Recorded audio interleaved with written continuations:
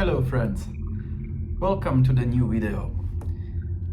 I was thinking a little bit what should be the next topic. I know that I'm creating currently a lot of content about invoking demons, but today I thought that it might be good to have a little bit different session, more related to practicing or magic practices, how to connect with such entities and how to mostly be able to enter the astral realms. I will split this into several steps, like how did I or how I was able to achieve such things, and maybe of course I will be very happy for your comments. If you are more advanced in the field, please leave the comments below and we can have nice discussions afterwards. So today I want to speak about traveling in astral, how to develop your senses of clairvoyance, and also how to be able to maybe clairaudience as well, how to be able to hear the entities. Also how to create maybe something like special realm within the astral space for you when you become more experienced in these techniques. So, to be honest, when I started to work with magic from my childhood, when I was a child, I was able sometimes to see like auras of people for a very short moment, just like a glittering light. When it was darker, I was able to see it. But later on, when I become older, this gift was away, and also at that time it was only for a short period, and I felt that my head was in pain afterwards, so I had to really focus for something like that. And when I started with magic, I was never gifted person that could see spirits or ghosts or nothing like that. Later on, I discovered that I have something like clairaudience, that I can hear things. This is a special gift, I would say, maybe inherited, but can be also developed. It works very strangely for me. I was once in a field and I heard sounds, like sounds of battle. Like you could hear the fire shots and the horses and soldiers. It was like it came with the wind and what was away. And later, of course, I learned that this was this is one of the battlefields. So you can sometimes hear these strange sounds, or you can hear music in somewhere in when you are, for example, in theater, or where orchestra is playing a lot, but orchestra is not here, and you hear the music. So it works like this. And when I work with demons or spirits, sometimes I can listen to, or I can hear short sentences that they are telling me something. So yes, in this regard, I might be gifted, but you can develop these things as well by first trying to listen. I always say that when someone wants to invoke demons, he should be a little bit knowledgeable about meditation, meaning like you should be able to put yourself in this state of calmness, that your thoughts are not racing around, but you are really calm. And you can reach this by basic meditation techniques first, that you just sit in a quiet room and you let the thoughts that you will have, you will try to think about nothing, but in after some time you will realize that it's not so easy, and you will start to think about something. So you always realize, oh, I'm now thinking about it. Just let the thought pass, and you can like just sit and let the thoughts come and go away. After a time, you will become totally calm, and you will not have these thoughts. This is the stage of listening. And also during these invocations, I am not trying to forcefully listen. When this spirit says to me something, it's always like I'm not awaiting that I will be said something. It just comes, yes, because your mind should be calm. And contacting with such entities, there is a trick. You have to also develop your imagination. Some people might say that this is just the fantasizing, that we are just trying to imagine things that are not real. And yes, at the beginning, this is a very good technique to just imagine. You imagine that you speak with the entity. You realize, for example, like I said, with Marbas, you realize that you speak with lion. You imagine that you see the lion in your mind. It's your imagination at that stage. You imagine also some place where you are with him, yeah, or you imagine fire or black flame. You imagine it. It's your imagination. But imaginations can become real after some time. After some time you realize that it's not your imagination, that the lion, it's not just a picture in your head, but that the lion will move.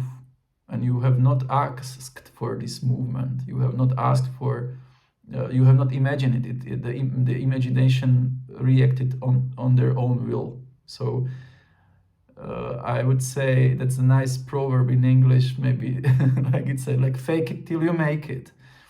Imagine these things, and you will find out that they are real at the end, and they are not from your head. But it's not easy to imagine, especially in these times, in this age where we or people usually read much less than before. Because reading books creates your imagination. When you read especially some novels or something, you always imagine these things from the book. So you passively build your imaginative skills. It's not so with movies, or you just takes the pictures, but you can't imagine. The mind is not actively creating something. So reading books can help, but also try to really focus on the picture in your head, and it should be really realistic. Like start with sigils, for example. Marbas, I made a video about him. His sigil is not so complex, but try to close your eyes and imagine that sigil really like it is, really realistically, like with that you can see him very clearly. It's not so easy at the start. So these geometric forms, triangles, squares, imagine them, circles, like in your head. Then you can work also that the color of the image will change, that the circle will be not black, but it will become red or yellow. Then you can, when you move further, you imagine, you can close your eyes, and for example, you are in a room and you will imagine that room how it is, but you are not looking at it with closed eyes. You will imagine your table, your chair, what type of material it is from. Wood, if it's from wood, how does this wood looks like? If you have a painting on the wall, you will try to imagine that painting in as much reality as it's possible. It's not easy, so you have to train it like each day, 10 minutes or so. And then you become maybe it will be easier for you, and you will really realize that the room around you. Then you move to another room in your place, and you imagine that you are walking within your flat or house, and you see it like it is. Then you add in your imagination other senses like sound. If you walk in that room, you might walk on the floor. If the floor is wooden, you will imagine these sounds when you step on wood. You might hear sounds outside. If you have garden, you can hear birds, or you imagine them. You imagine the sound with the visualization of the area around you. Then you add another. You can add even smells. If you step into your kitchen and there is food, you will imagine the pleasant food. Or you have flowers, and you will imagine with the vision of flower, with the sound of the birds around. You will with the bees going around the flower, flying around the flowers. You will imagine the smell of the flowers. And then you touch the flower. Or you can touch paper, wood, coldness, heat. It becomes really realistic for you. This is the way how you can later imagine these entities. You will imagine the lion like he really is. You can even touch him, and you will feel the fur, the heat, and then the lion will move itself. This is the way how you can also develop your astral senses and astral travel. Before you go to sleep, you can play this game that you are you will close the eyes, you are lying on your bed. In your bedroom, you will imagine the bedroom, how it looks like. And then you will try just to move in your mind to walk around your flat. You can look around, you can go out of your house, for example, look at the garden.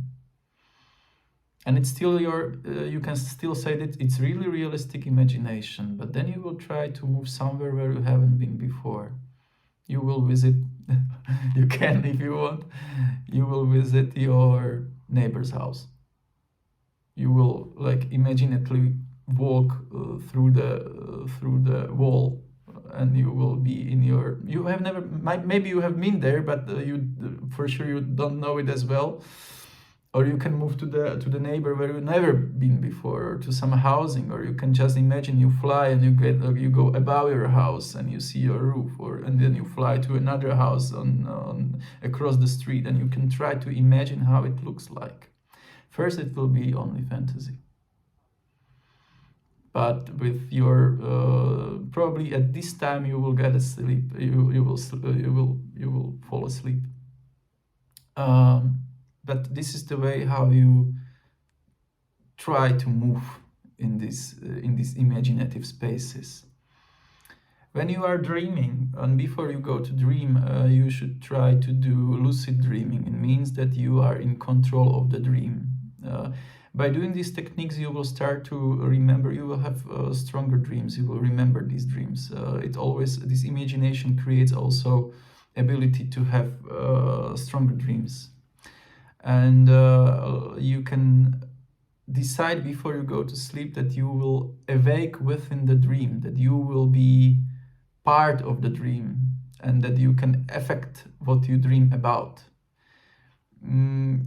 Just say yourself day after day, I will wake inside my dream.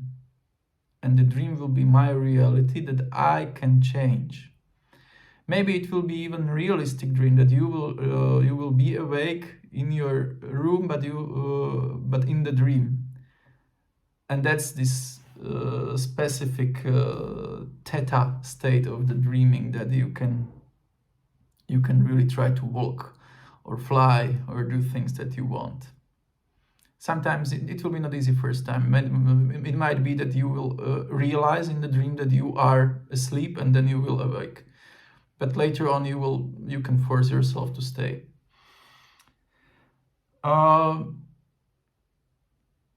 What I do when I speak with the spirits, or when I do the ritual, I do it in two phases. Like I do it in my place, in my temple, where I have the candles, have incense burners, have everything. But at some stage, I am also in my. I also imagine that, for example, you can close your eyes and you will just you are in the darkness, but you remember that you will just imagine that the darkness is also around you, or you will close your eyes and you will realize that you are sitting somewhere else, that this temple was moved somewhere else. So it's a very strange feeling about being in your room, but however, it's not only your room, because this room or you with your temple, as you can be somewhere else. You can be in a desert where you want to approach the lion.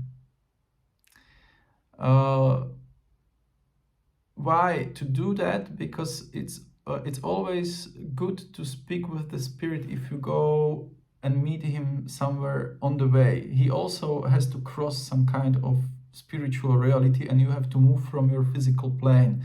So you meet somewhere in the middle, in this specific state of dreaming, trance, and your imagination.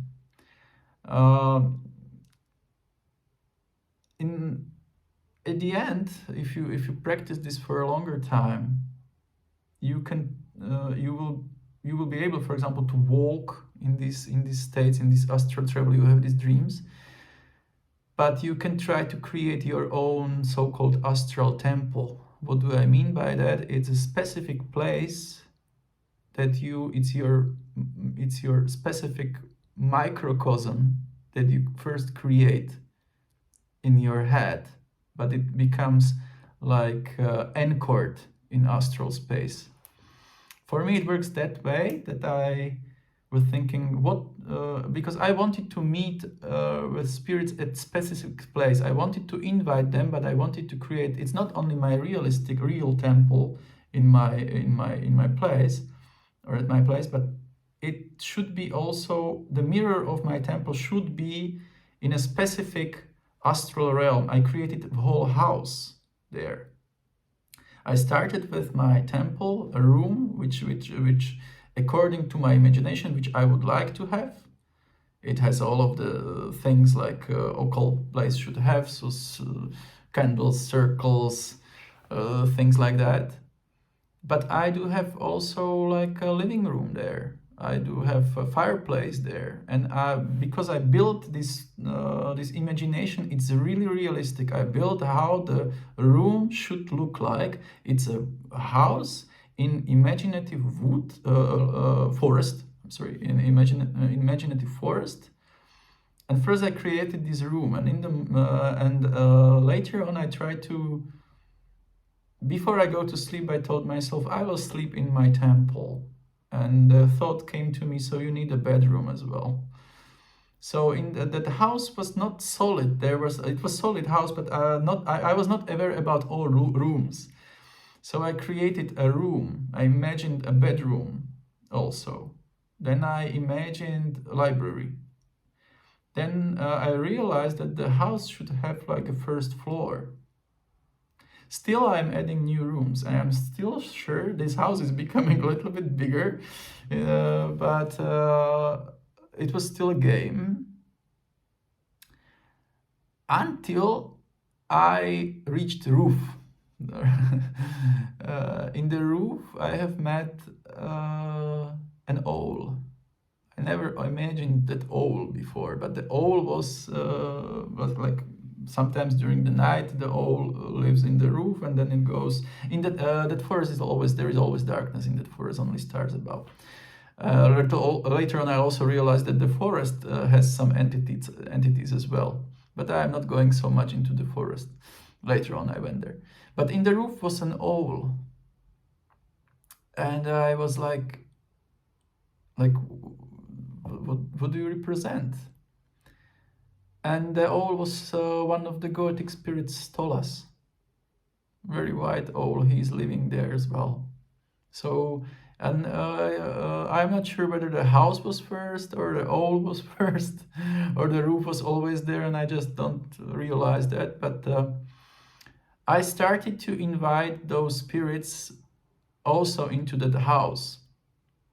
So when I am in this light trance during the ritual, I also meet with the spirit in the house, because I invite them to this astral place. It's easier for them to manifest as an imagination in that place.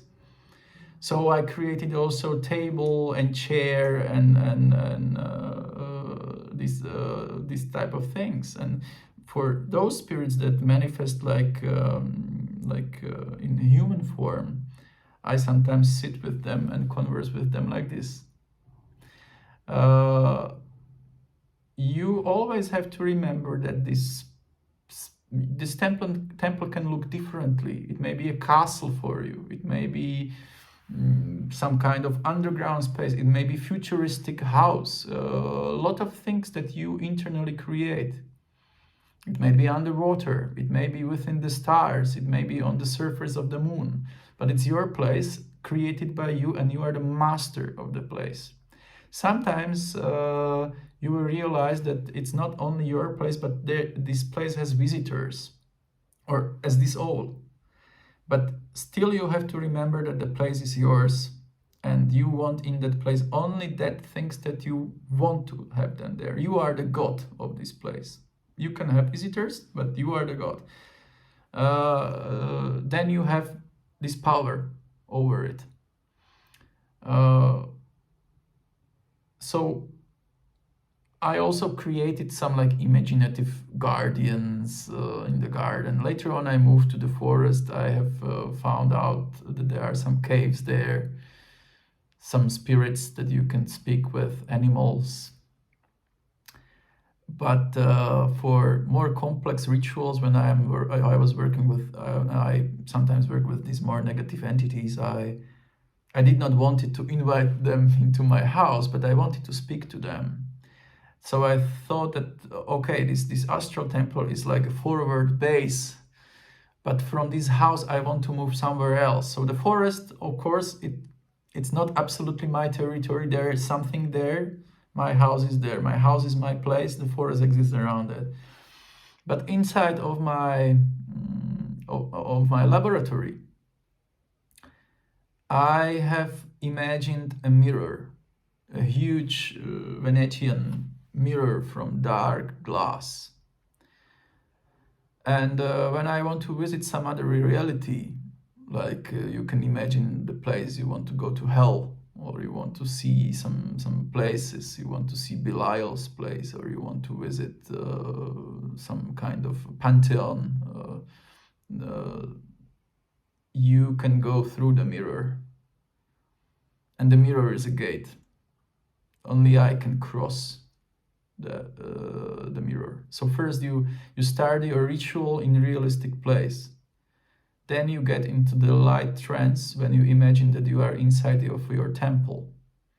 Then you activate the mirror and you go through the mirror. Sometimes you don't know what is on the other side because you want to speak with a new spirit that you don't know about and you want to visit him there. So you just imagine that on the mirror is the sigil. And I go through the mirror and I prepare myself to visit the realm of the spirit. But this is really, I would say, advanced thing. Yeah, you have to be prepared sometimes. So start with the small steps. Start to imagine the room in your house, how it looks like when you close the eyes. There is maybe one more thing that I would like to speak about. Although you are the master of this place, of this astral temple, I later on realized how close it is related to my psyche and well-being. I'm still discovering these rooms, or I was. And I had some kind of emotional upheaval some time ago. And I felt that I have lost the connection with my magic for some time. And that I was in such state that I was not able to reach the astral temple for some time. And so you have to be always careful about your well-being, because it might be that if you lose this connection, or the temple might be even destroyed if you are in like huge amounts of stress. So it's always about harmony of your internal self, about self-control.